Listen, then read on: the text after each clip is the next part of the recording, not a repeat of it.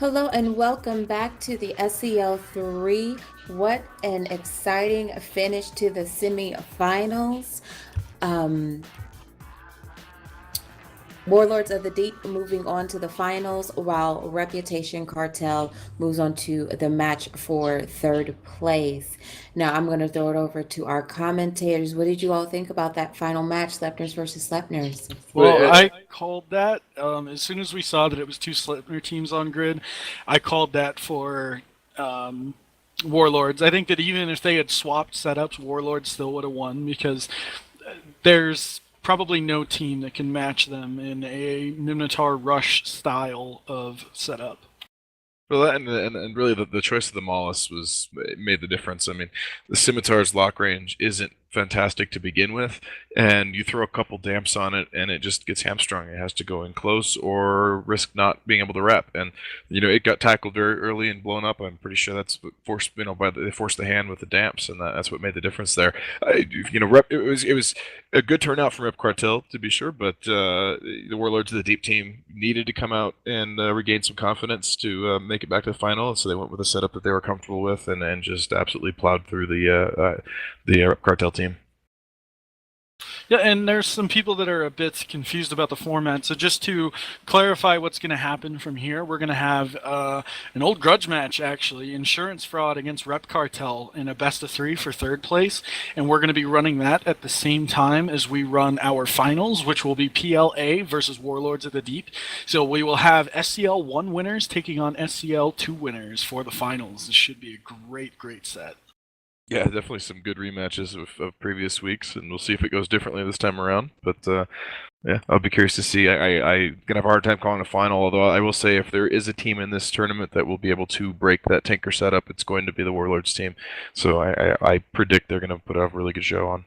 Well, and I wonder if PL is even going to try to bring that because I would imagine that they think that Warlords will have a counter in place for it. So they might even bring out something completely different that we haven't seen yet. Maybe we'll see the harrowing return of Widows or something. Well, that's what we saw in the FanFest tournament final, right? When Namma and I and Hart and some of the guys from the Warlords team were flying. The first match against us in the final, they did not bring their Tinker.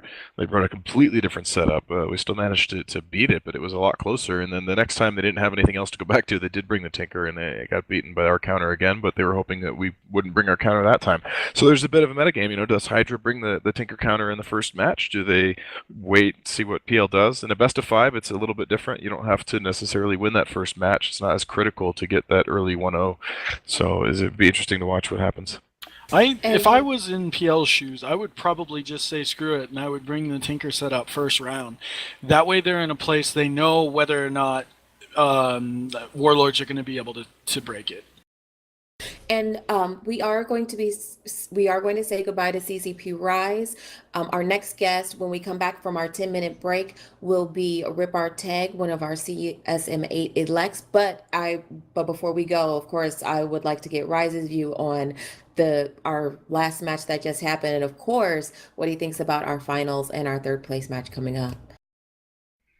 I don't have tons to add about the last match. I think they did a better job than I could with that, but it's pretty exciting going forward. Like I'm very excited to see the final. Like they were just saying, I am so glad that I don't have to be making the decision of whether to bring Tinker or not, or bring the counter to Tinker or not. Like those decisions are so like easy to level yourself and like get lost in sort of that whole psychological puzzle. And so I think it'll be really interesting to see what both teams decide to do. And then I imagine the matches will be really cool as well. So I'm just excited to see that.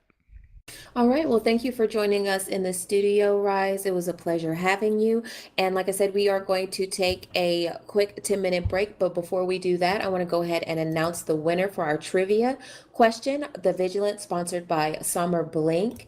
The trivia question was, which tournament had the Tempest Treble issue and the State issue Raven as prizes? The answer is Third Alliance Tournament, and the winner of the Vigilant is Lynn Jai Ta.